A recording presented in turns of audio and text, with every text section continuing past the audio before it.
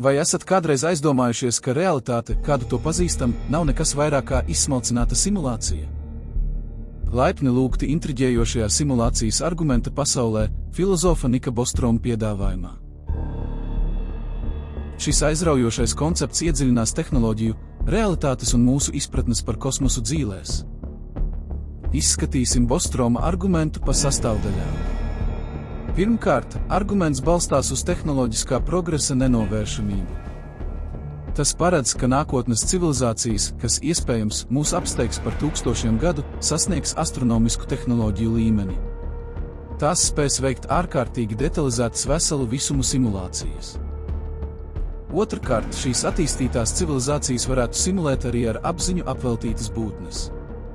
Šīs simulētās būtnes neko nenojaustu par savu simulēto eksistenci, izjūtot emocijas, domas un rīcību, it kā tās eksistētu reālā pasaulē. Treškārt, Bostroms mums piedāvā 3 iespējas attiecībā uz šīm tehnoloģiski attīstītajām civilizācijām.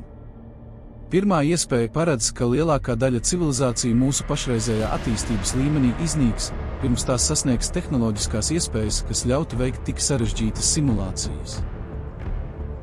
Otrā iespēja paredz, ka pat ja civilizācija sasniedz šo augsto stadiju, tā var nebūt ieinteresēta veikt savas evolūcijas vēstures vai tās variāciju simulācijas. Un visbeidzot, trešā iespēja paredz, ka ir ļoti iespējams, ka mēs dzīvojam simulācijā. Šī argumenta sekas ir dziļas.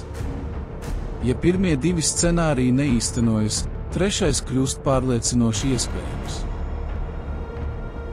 Tas ir tāpēc, ka, ja attīstītām civilizācijām ir spēja un vēlme radīt simulācijas, tās varētu veikt neskaitāmas simulācijas.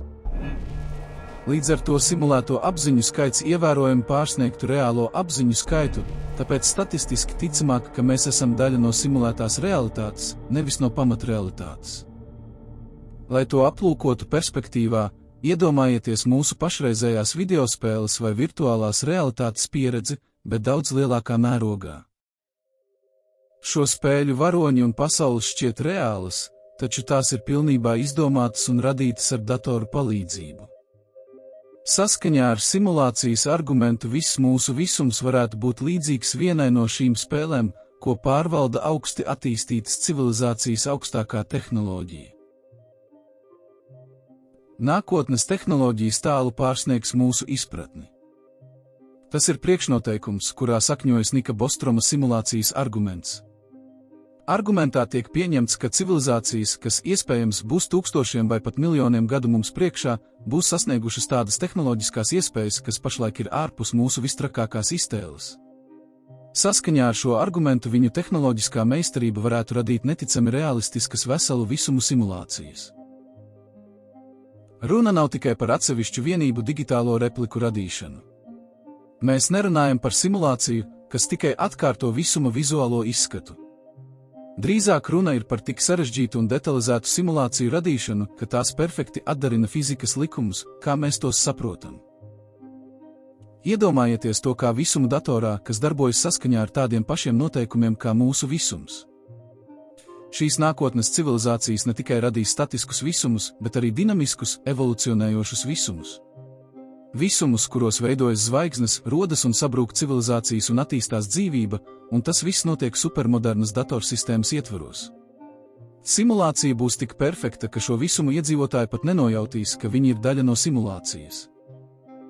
Viņi patiesi ticēs, ka dzīvo reālā fiziskā visumā.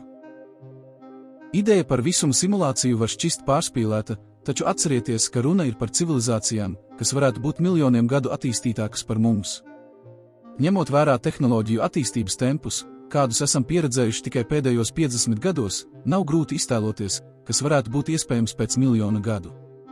Tātad pirmais solis, lai izprastu simulācijas argumentu, ir pieņemt iespēju, ka nākotnē varētu pastāvēt civilizācijas ar tik attīstītām tehnoloģijām, ka tās varētu simulēt veselus visumus.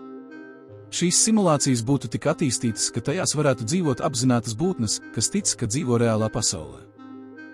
Un ja nu arī jūs esat simulācijas tēls, kas neapzinās savu patieso būtību. Tā arī ir galvenā simulācijas argumenta odziņa. Attīstītas civilizācijas varētu radīt simulētas būtnes, kas savu pasauli uztvertu kā reālu. Šīs būtnes nebūtu tikai vienkāršas programmas rindiņas, bet gan sarežģītas būtnes ar domām, jūtām un pieredzi. Viņām būtu atmiņas par pagātni un nākotnes plāni. Pēc būtības viņas sevi uzskatītu par īstām, nemaz nenojaušot, ka ir tikai simulācijas rezultāts. Šīs simulētās būtnes pasauli uztvertu caur savu simulēto maņu prizmu.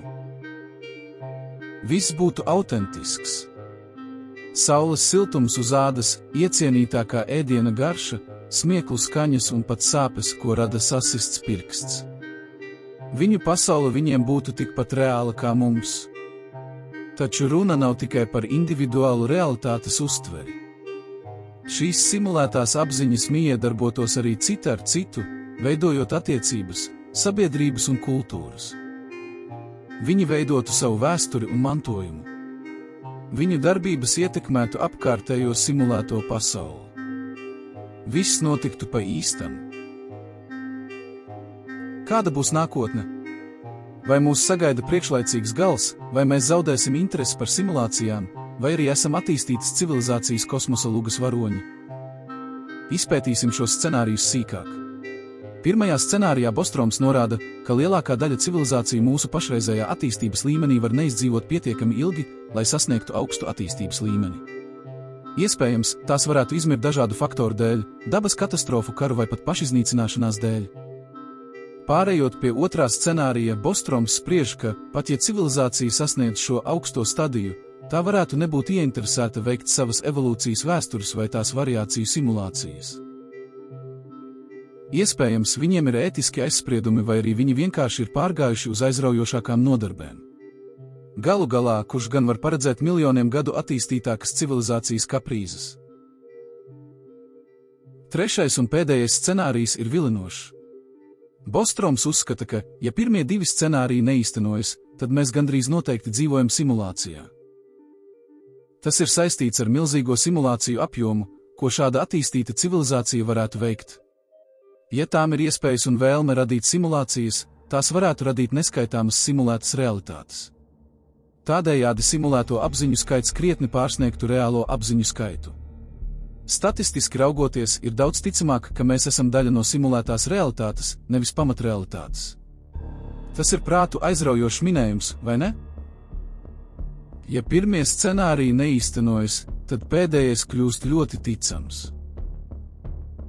Ļoti iespējams, ka mēs esam progresīvas civilizācijas simulācijas tēli, kas neapzinās patieso realitāti. Šajā sarunā mēs pārvērtējam mūsu eksistences un realitātes, kā mēs to uztveram, būtību. Iespējams, tādējādi mēs atradīsim atbildes, kas palīdzēs mums atklāt visuma noslēpumus. Vai arī, iespējams, mēs atklāsim, ka realitāte, ko pazīstam, nav nekas vairāk kā sarežģīts programmu un algoritmu tīkls, simulācija, kas darbojas kādas attīstītas civilizācijas superdatora plašumos. Tomēr nesteigsimies ar secinājumiem. Atcerieties, ka tie visi ir pieņēmumi. Iespējas, kas izriet no filozofiskā argumenta. Bostroms neapgalvo, ka mēs atrodamies simulācijā. Drīzāk piedāvā loģisku sistēmu, lai apsvērtu varbūtību, ka tas tā varētu būt.